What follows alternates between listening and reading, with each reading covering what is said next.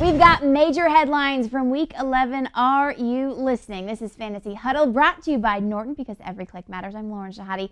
He's Dave Richard. Headline number 1, I won. Good for you. Woo! Headline That's number not 2. going to help them, though. I know. Now we're about to. But they definitely like to see you do that little dance. That's right. Big Ben, concussion-like symptoms. Batch breaks his wrist. Yeah. Uh-oh. Who's throwing the ball? It might be Dennis Dixon throwing the ball in Pittsburgh over the next week, but we don't have definitive word on whether or not Ben Roethlisberger is going to miss the game. But if you saw the highlight where he got knocked out, helped to the sideline, after he put up huge numbers, yeah, I think you kind of have to think that he's not a lock to play. We will know more on Roethlisberger Tuesday here on CBSSports.com. That's when head coach Mike Tomlin will talk to the media. Now, if Roethlisberger is out, and if Charlie Batch is out, that leaves Dennis Dixon one career NFL pass throwing the football for the Steelers. You take a look at their receiving options. They're all going to take a hit if Dennis Dixon is in under center. Now, it's obvious to say that because Dennis Dixon is not really Ben Roethlisberger, folks. You know that Roethlisberger is a quality quarterback, can move out of that pocket, has a nice, accurate arm, a big arm. Dixon has the mobility, but everything else is missing. So when you look at these wide receivers that are left here for Pittsburgh, they had a big week in Week 11. There's no question about that, but they're not going to be expected to produce these kinds of stats against Baltimore with Dennis Dixon under center. You just can't trust these guys. You almost have to knock them down at least one peg. Hines Ward, number 1 receiver, now he's a number 2. Heath Miller, number 1 tight end, now he's maybe more of a low-end number 1. But again, this is all predicated on whether or not Dennis Dixon is the starter. If Roethlisberger's back, I'd still be a little nervous because you know the Ravens are going to come after him big time. But he'd obviously be better for those receivers. A little bit of doom and gloom. And guess who else is banged up? Kurt Warner and Mark Bolger. But Mark Bolger has thrown more interception passes than touchdown passes. So what does it really mean? What do you make of it all day? Well, listen, Mark Bolger's not somebody who you're going to be starting in fantasy anyway. The bottom line is that Kurt Warner's the guy to keep an eye on here. And you know what? He was concussed in Week 11. All of a sudden, concussions have become the big injury in the National Football League. It's kind of nerve-wracking when you think about it, but if you've got Kurt Warner on your fantasy team, you might want to rest a little easier than if you have Ben Roethlisberger. That's because Warner was pulled for the second half. He was sort of moseying along the sidelines, looked like he was with it, didn't look like he had stars flying around his head like a cartoon character like Roethlisberger had. So I think Warner's got a pretty good shot at playing in Week 12. And good numbers for only one half, right? Really good, yeah. I mean, if you put him on pace, he would have had 4 touchdowns and 400 yards, and we really could use those stats, but we'll take 200 yards and 2 touchdowns. That's not so bad. All right, Dave, let's talk about the situation with Marshawn Lynch and Fred Jackson. Fred Jackson, I asked you this before the video, kind of outplaying Marshawn Lynch a little bit, and then this injury comes. Yeah. So where do we go from here? Well, Perry Fewell, the interim head coach in Buffalo, said today that Marshawn Lynch's shoulder, he's feeling good. There's a chance he plays in Week 12. That's kind of bad news because Lynch hasn't been playing that well. Jackson's the guy with more upside. Both of these guys are number 3 options. I wouldn't trust either one.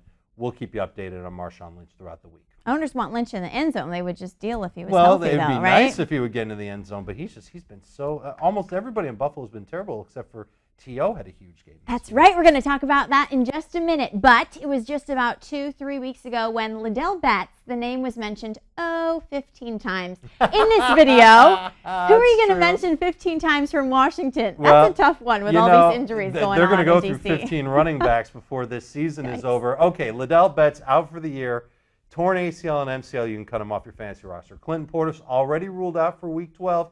He's still suffering from concussions. There's a chance he might also miss Week 13, which means Rock Cartwright is going to be your starting running back in Washington against Philadelphia.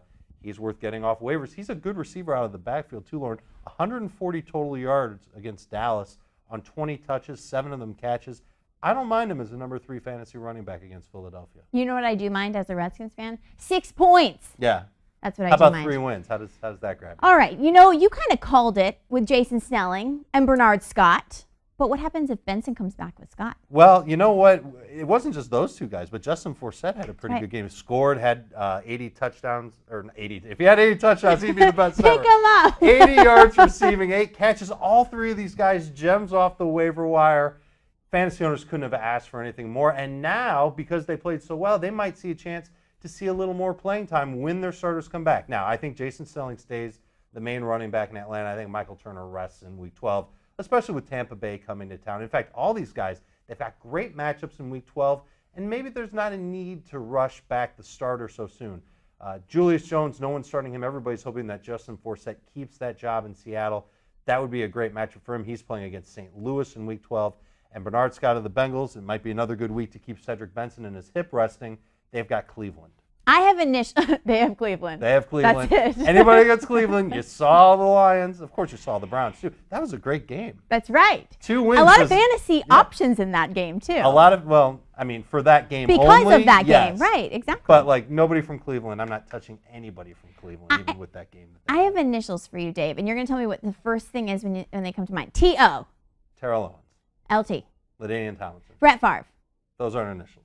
B.F. Best friend. All have in common. Great I feel games. like I'm at a slumber What year is this? 2003. Am I right? Is it 2003? Oh, 2004. I'm so sorry that's off by one full year. Yeah, look at, and how about R.W., Ricky Williams? Did you know his first name is really Eric? Did you know that? No. So he's E.W., not R.W. I've had enough of these one. initials. Bottom line, all these guys playing well at 30, or in the case of Brett Favre, 40, putting up big stats in Week 11. Fantasy owners couldn't be happier. Obviously, Ricky Williams is a must-start from here on out now that he's the primary running back for the Dolphins. Brett Favre, everybody loves what he's doing. Only 3 interceptions this year. You got to expect him to keep on going. And LaDainian finally playing to expectations after a real slow start to the season, 5 touchdowns in his last 4 games. But how about Terrell Owens? He needed 9 catches, Buffalo 197 yards, and really that 98-yard touchdown, it was kind of impressive. It's not like he's got great speed anymore. He was just in single coverage, and the second-year cornerback, Tyron Brackenridge, that was covering him, just kind of fell down when he tried to tackle him, and he was wide open, walked right into the end zone. Single coverage against T.O. with a inexperienced cornerback isn't always a good idea. Well, it's good for him. He needed that. He plays Miami in Week 12. If everybody's expecting him to do this again next week, forget about it. Don't. The Dolphins should scheme much better for him than the Jaguars. 3 games on Thursday. 3 of them? That's right. You're telling me? Yeah. I knew this long time ago. And then fantasy football today on Sunday. There's going to be more than 3 games on Sunday. Yeah. So listen, here's what's going to happen. Fantasy football today, there will be a preview show during the week. You'll have all the information you need for Thursday's games before they take place on Thursday, probably by Wednesday. And then Sunday, of course, the live 2-hour extravaganza with me, Brian Jones, and some other guy sitting on the other edge of the Jason Horowitz. Well, okay, you can say his name. I'm not going to say his name. But the bottom line is that Sunday, big, important week for fantasy owners. Week 12 is huge for you guys. We're going to do our best to make sure you guys win. Tune into all of it, and we will see you next time. Take care.